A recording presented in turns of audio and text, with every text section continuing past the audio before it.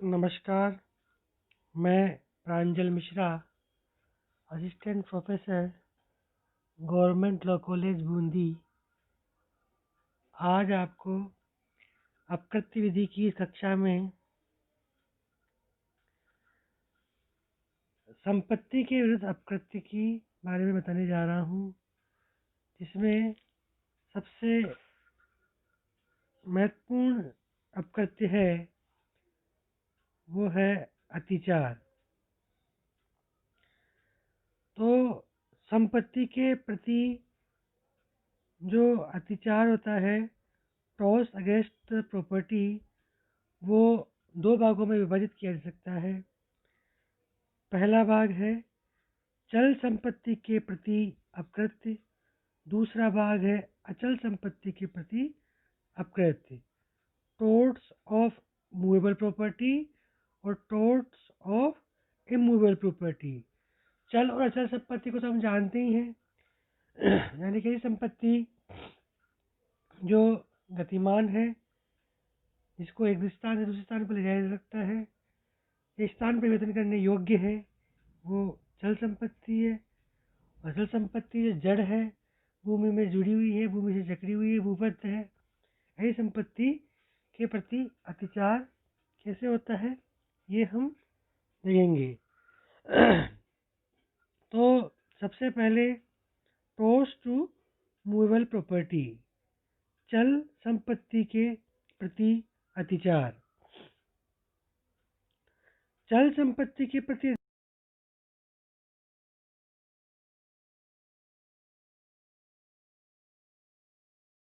विरोध, संपरिवर्तन।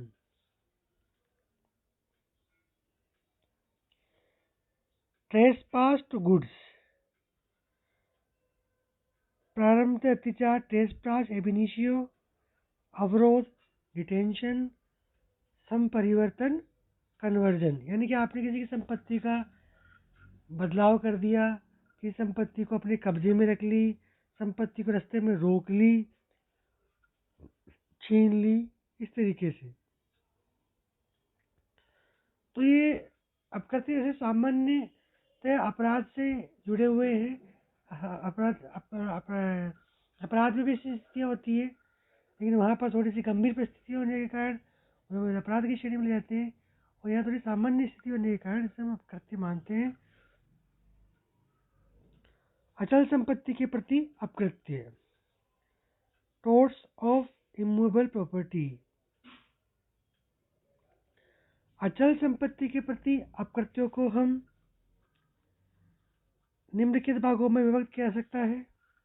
अतिचार, ट्रेसपास, प्रारंभतः अतिचार, ट्रेसपास एब इनिशियो, निष्कासन, डिस्पोजेशन, उत्तराधिकार संबंधी अधिकारों की क्षति, इंजरी टू रिवर्सनरी राइट्स, संपत्ति का नष्ट करना, वेस्ट, प्राकृतिक अधिकारों एवं सुखाधिकार को क्षति, damages to natural rights and easement, उपताप या अबदूषण, न्यूसेंस। तो न्यूसेंस को हम आगे के भाग में पढ़ेंगे।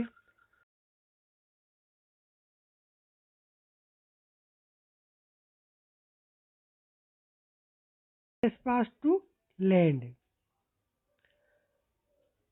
न्यूसेंस और अतिचार, ट्रेसपास और न्यूसेंस, इन दोनों में जो अंतर है वो ये कि न्यूसेंस के लिए आपको उस अचल संपत्ति तक जाना जरूरी नहीं है, आप अपने खुद के कब्जे के स्थान से भी न्यूसेंस कर सकते हैं। जबकि अतिचार के लिए उस भूमि में प्रवेश भी आवश्यक है जिस भूमि को अतिचार की विषय वस्तु माना जा रहा है। भूमिगत अतिचार, ट्रेसपास टू लैंड, क्या होता है?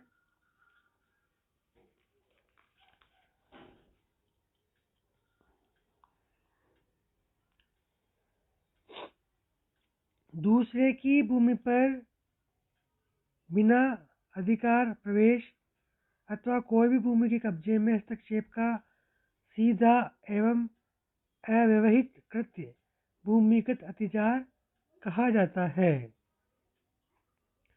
डॉक्टर अंडरहिल के अनुसार अतिचार के अपकृत्य के लिए न बल प्रयोग आवश्यक है, न अवैध इरादा, न वास्तविक क्षति और न ही संलग्न किसी वस्तु को तोड़ना, हटाना, मरोड़ना।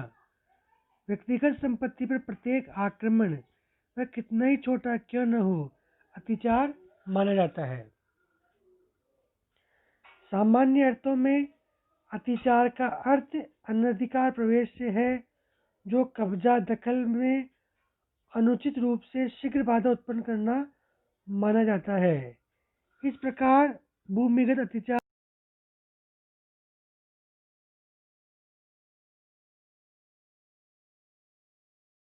संपत्ति में किसी प्रकार का हस्तक्षेप करने को कहते हैं।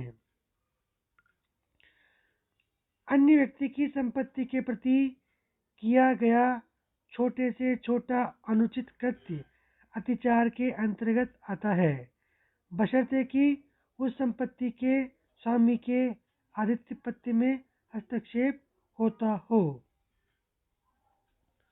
तो साधारण शब्दों में अतिचार से अभिप्राय क्या है कि किसी भी व्यक्ति की जो संपत्ति है, व्यक्तिगत संपत्ति है, उस व्यक्तिगत संपत्ति पे मात्र एक कदम भर रख देना, उसकी आज्ञा के बिना, उसकी अनुमति के बिना और वहाँ आपका खड़े रहना मात्र भी अतिचार की श्रेणी में आ सकता है। तो इस प्रकार अतिचार के लिए 3 मुख्य बातों का होना आवश्यक है। पहला है वादी की भूमि में प्रवेश। दूसरा, वहाँ पर उपस्थिति, आपने भूमि पर प्रवेश भी किया और अपनी उपस्थिति बनाए रखी। कोई ऐसा कृत्य करना जिससे वादी के आधिपत्य में बाधा पहुँचे, कोई ऐसा काम करना जिससे वादी के जो आधिपत्य है उस पर बाधा पहुँचे। आपने अपने पड़ोसी की छत पर बिना किसकी अनुमति के जाके आप पतंग उड़ा रहे हैं, आपने कपड़े सुखा दिए, आपने अपने गेहूँ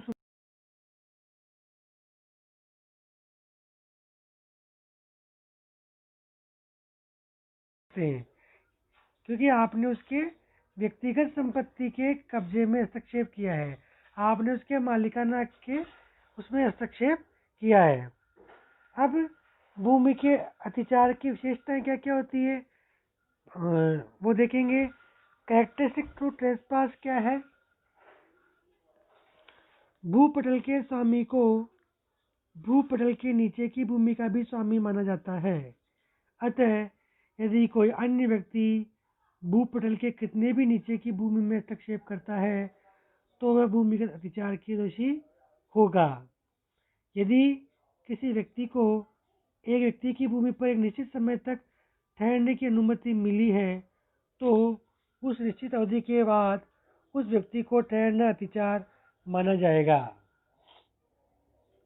सार्वजनिक सड़क केवल आगमन के लिए है। कोई व्यक्ति जो इन्हें किसी उद्देश्य के लिए उपयोग करता है यह अतिचार का दोषी माना जाएगा।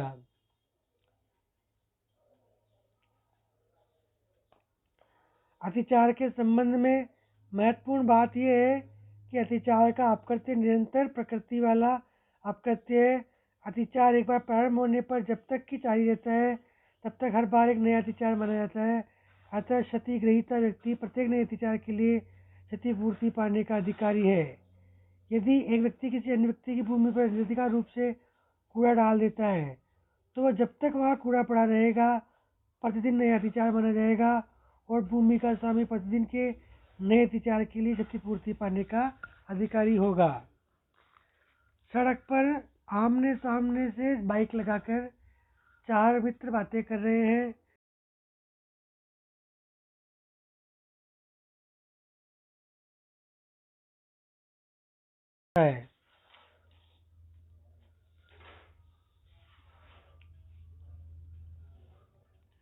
अब हम देखते हैं कि भूमिगत अतिचार है उसके क्या क्या प्रकार हैं। Modes of trespass to land.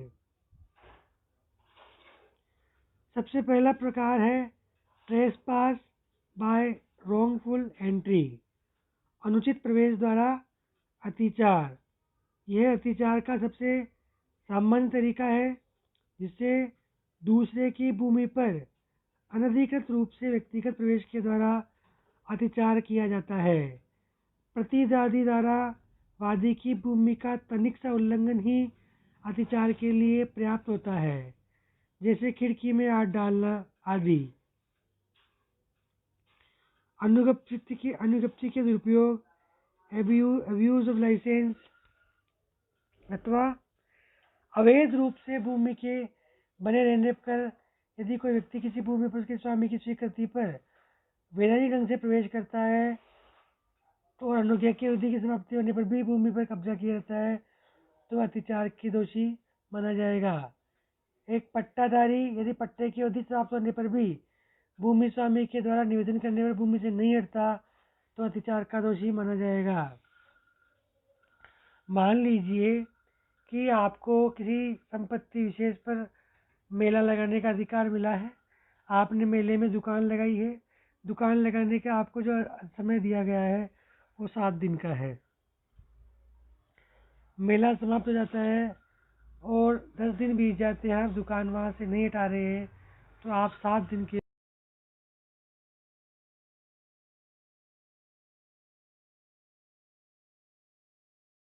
इसी प्रकार किसी के मुख्य दरवाजे से हाथ डालकर आपने फूल तोड़ लिया, आपने हाथ भर डाल दिया उसकी गेट में, आपने खिड़की से झाँक भी लिया तो ये सब अतिचार की श्रेणी में आएगा। भूमि पर वस्तुएं रखकर अतिचार, वादी की भूमि की सीमा का तनिक सा उल्लंघन अथवा वादी की भूमि से प्रतिवादी की शारीरिक स्पर्श भी भूमिगत अतिचार माना जाता है, भले इससे वादी की भूमि की सीमा का अतिक्रमण न हुआ हो।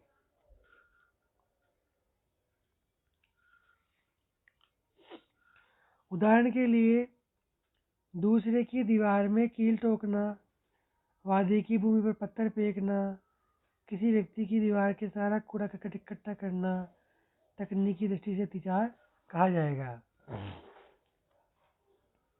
पशुओं के द्वारा अतिचार, ट्रेसपास बाय एनिमल, किसी व्यक्ति के पशुओं द्वारा किया गया अतिचार उस व्यक्ति के स्वयं के द्वारा किया गया अतिचार माना जाएगा। पशुओं द्वारा किए गए अतिचार के लिए विशेष प्रमाणित क्षति और आवश्यक नहीं होती। केवल पशुओं द्वारा अतिचार प्रमाणित होने पर ही वादी क्षति प्राप्त करने का अधिकारी हो जाता है। कुत्ता, बिल्ली, बैल, घोड़े, भैंस, सूअर आदि को पशु माना जाता है। सामान्यतः कुत्तों के मामले में जब तक प्रतिवादी का असावधानी क्षति का आधार प्रमाणित नहीं किया जाए, जब तक प्रतिवादी की सावधानी क्षति का आधार प्रमाणित किया जाए तब तक उस क्षति को मानी जाता है। ये कुत्ते को सदैव बंद या सीमा में नहीं रखा जा सकता। इस प्रकार हम देखते हैं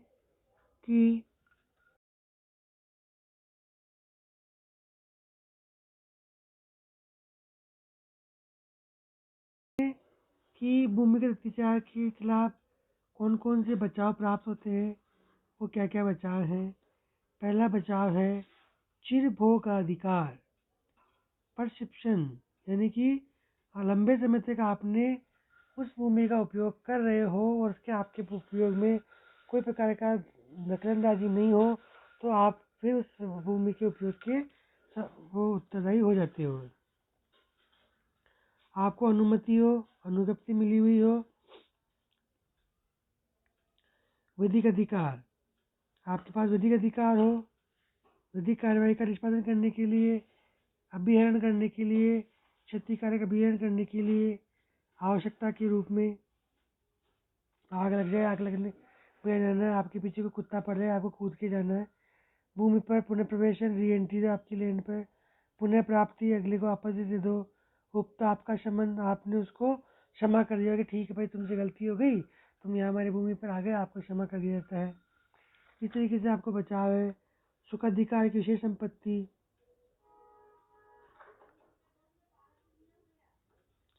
इस तरीके से ये आपको भूमि अतिचार के लिए बचाव प्राप्त है।